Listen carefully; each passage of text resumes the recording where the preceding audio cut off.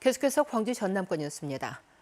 광주와 전남이 공동으로 지역의 문제를 함께 고민하며 상생 발전하기 위한 초광역 협력 사업을 추진합니다. 군공항 이전 등 시도 간 갈등이 해결되는 계기가 될 수 있을지 주목됩니다. 보도에 김호 기자입니다. 수직 절벽과 소나무가 절경을 이루는 국가지정문화재 명승 화순적벽. 하지만 광주시가 관리하는 동복호 상수원 보호구역에 위치해 정작 화순군은 관리 대책을 세울 수 없습니다. 이처럼 인접한 지역의 문제를 자치단체들이 함께 고민하고 지역의 발전 계획을 세우기 위한 초광역 협력 사업이 추진됩니다. 광역과 기초지자체의 경계를 뛰어넘어 수도권과 경쟁할 수 있는 단일한 경제 생활권을 만들어 대한민국을 다극화하는 것입니다. 광주 전남의 초광역 협력 사업은 모두 3가지.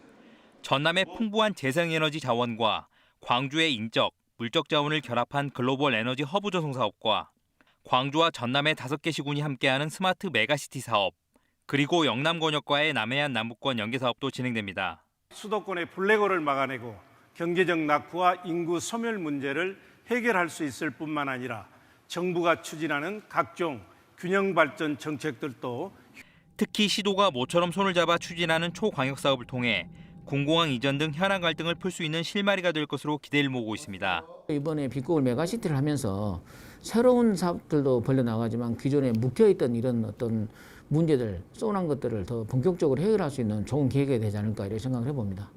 한편 이번 보고에 함께 열린 토론회에서 국가균형발전위원회를 장관급 부처로 격상하거나 부총리급의 국가균형발전자치부를 신설하는 방안이 논의됐습니다. KBS 뉴스 김호입니다. 광주시는 어등산 관광단지 조성 사업의 우선 협상자의 사진 건설과 총 사업비 규모 등에 대한 이견을 좁히지 못해 청문과 의견 진술 등 행정 절차를 거쳐 우선 협상 대상자 취소 결정을 했다고 밝혔습니다. 광주시는 전문가 등이 참여하는 전담팀을 구성해 공공개발 등 사업 방식을 다각도로 검토해 사업을 재추진하겠다는 계획입니다. 전투기 소음 피해 보상 대상자 확인 절차가 시행됩니다. 광주시는 국방부 소음 영향도 조사에 따라 서구와 광산구 등 4개 자치구 24개 동이 소음 대책 지역으로 지정됨에 따라 다음 달 11일까지 국방부 홈페이지를 통해 피해 보상 해당 여부를 확인할 수 있다고 밝혔습니다. 소음 대책 지역 주민은 소송 없이 신청만으로도 보상이 가능하며 보상금 신청은 내년 1, 2월 중으로 거주지 자치구를 통해서 이루어질 예정입니다. 국내 대표 꽃게 산지인 진도의 올가을 꽃게 어획량이 크게 줄었습니다. 바닷물은 뜨겁고 일할 사람도 없어 빚어진 일인데 어민들의 걱정이 매우 큽니다. 박지성 기자 보도입니다.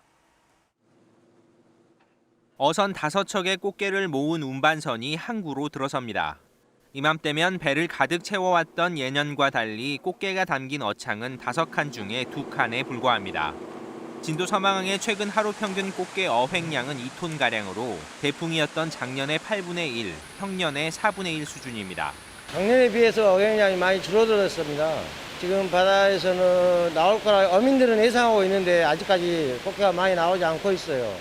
어획량 감소의 가장 큰 원인은 고수온 현상입니다. 꽃게가 본격적으로 활동하는 바닷물 온도는 20도 안팎인데 진도 어장의 수온은 24도가량으로 아직 4도나 높습니다. 게다가 코로나19 등으로 선원을 구하기 힘들어 꽃게잡이 어선 30%가량이 조업을 나가지 못하고 있습니다.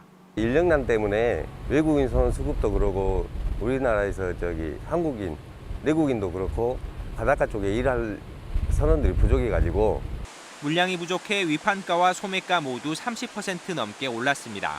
작년에는 쌀 때 한 15,000원 정도에서 17,000원 정도 갔던 것 같은데 올해는 평균 2만 원 밑으로 거의 나간 적 거의 없는 것 같아요. 고수온 피해가 없는 경인권에서 어획량이 급증한 꽃게가 낮은 가격에 풀리는 것도 부담입니다. 어민들은 기온이 떨어지면 어획량이 늘고 가격도 안정될 것으로 기대하고 있습니다. KBS 뉴스 박지성입니다. 지난 여름 고온과 폭우가 내렸을 때 농어촌 공사의 수문 관리 실수로 주택이 침수하자 공사 직원들이 피해 일부만 사비로 보상해줬다는 지적이 제기됐습니다. 국회 농해수위 소속 민주당 김승남 의원은 한국농어촌공사에 대한 국정감사에서 지난 7월 고흥군 도덕면에 집중호우가 내렸을 때 공사의 실수로 수문을 열지 않아 인근 주택과 농경지가 잠기자 공사 직원 11명이 비밀리에 1,000여만 원을 모아서 보상을 해준 사실을 파악했다고 밝혔습니다. 이에 대해 김인식 농어촌공사 사장은 사실관계를 파악해 조치하겠다고 답했습니다. 5억 원가량의 사망보험금을 노리고 여자친구를 살해하려고 한 혐의로 구속된 일당 3명이 범행 전에도 또 다른 살해 계획을 공모한 것으로 드러났습니다. 화순경찰서는 구속된 이들이 지난 5월에도 사망보험금을 노리고 20대 남성을 살해하려 한 정황을 포착해 수사하고 있다고 밝혔습니다. 경찰은 구속된 일당과 살인을 공모한 20대 여성 1명을 체포해 살인 예비죄 혐의로 구속영장을 신청했습니다. 학대 피해 장애인 쉼터의 부실한 운영을 지적한 KBS 보도 이후 전라남도가 새 쉼터를 운영할 비영리 법인을 공모합니다. 전남도는 현재 운영되는 피해 장애인 쉼터가 장애인 단기 보호센터에 함께 운영되고 있지만 새 쉼터는 피해 장애인을 위한 맞춤형 보호와 사회 복귀 지원을 위해서 별도 공간을 마련해 독립적으로 운영할 예정이라고 밝혔습니다.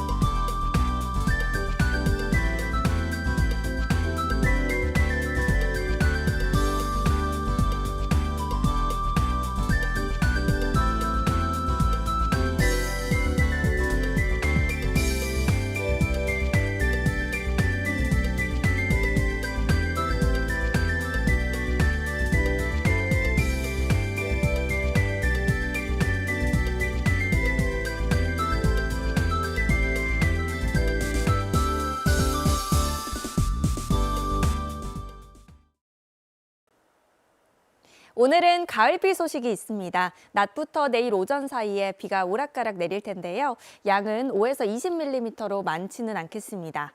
다만 비가 그치고 나면 추위 대비하셔야겠습니다. 오늘은 어제보다 조금 낮은 정도로 선선하겠지만 내일 낮부터 찬바람이 불기 시작하겠습니다. 일요일은 아침 기온이 4도까지 뚝 떨어지겠고요. 바람 때문에 체감온도는 더 낮겠는데요. 올가을 전 한파특보가 내려질 수도 있겠습니다. 내일 바람은 서해안 지역을 중심으로 강하게 불겠습니다. 내일 새벽을 기준으로 무안과 목포, 한평 등에는 강풍 예비특보가 발표가 됐는데요. 순간 풍속 초속 20m 이상의 강풍이 불겠습니다. 다음 자세한 지역별 날씨입니다. 오늘 기온 대부분 지역이 어제보다 낮습니다. 영광이 21도, 한평 22도로 선선하겠습니다.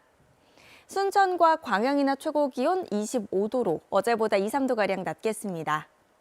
목포의 낮 기온 22도, 강진 25도, 해남 24도까지 오르겠고요. 신안은 낮 최고 기온 22도로 어제보다 5도가량 낮겠습니다. 오후에 서해 남부 먼바다는 물결이 최고 2.5m까지 다소 높게 일겠습니다. 화요일에 비가 내리면서 기온이 조금 올랐다가 수요일에 다시 추워지겠습니다. 날씨였습니다. 어제 하루 광주 전남에서 코로나19 신규 확진자가 모두 30명이 나왔습니다. 전남에서는 구례에서 초등학생 3명과 중학생 4명이 확진돼 연쇄 감염 사례가 발생했으며 장흥과 무안에서 서울 확진자의 가족들이 잇따라 양성 판정을 받는 등 24명이 확진됐습니다. 광주에서는 타 지역 확진자와 접촉한 자가 격리자 2명이 확진되는 등 6명이 확진 판정을 받았습니다. 무등산 국립공원에 코로나19 임시 선별진료소가 운영됩니다. 광주시는 가을 단풍철을 맞아 전국의 탐방객들이 몰릴 것으로 예상된다면서 무등산 세계지질공원센터에 임시 선별진료소를 설치 운영한다고 밝혔습니다. 운영 기간은 다음 달 14일까지고 오전 9시부터 오후 5시까지 방문객 누구나 검사받을 수 있습니다. 광주 명진고 교장 공백 사태와 관련해서 전교조 등이 대책을 촉구했습니다.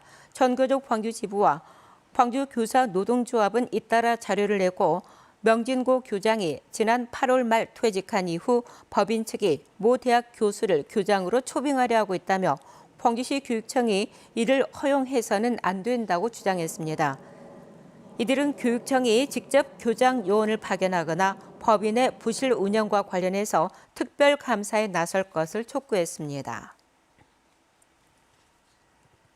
5월 단체가 대학 강의에서 5.18 민주화운동은 북한군이 저지른 범죄 행위라고 한 박훈탁 전 위덕대학교 교수를 상대로 손해배상 소송을 제기했습니다. 5.18 기념재단과 5월 단체는 어제 보도자료를 내고 박 전 교수가 이미 허위 사실로 밝혀진 북한군 개입설을 역사적 사실로 단정한 발언은 허위 사실을 적시한 행위라며 광주지방법원에 소장을 접수했다고 밝혔습니다. 광주 전남 전통시장의 화재 공제 가입률이 20% 안팎에 불과한 것으로 나타났습니다. 국회 산업통상자원 중소벤처기업위원회 송갑석 의원의 국정감사 자료에 따르면 광주 전통시장 점포 8,800여 개 중 화재 공제에 가입한 점포는 1,700여 곳으로 전체 16%에 불과했고 전남 지역도 21%에 그쳤습니다. 광주광역시 보건환경연구원이 코로나19와 유사한 증세를 보이는 파라인플루엔자 바이러스 감염증 유행에 주의할 것을 당부했습니다.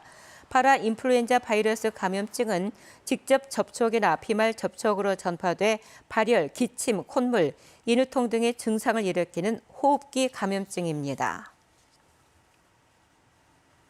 금요일 아침에 함께한 KBS 뉴스를 마칩니다. 감사합니다.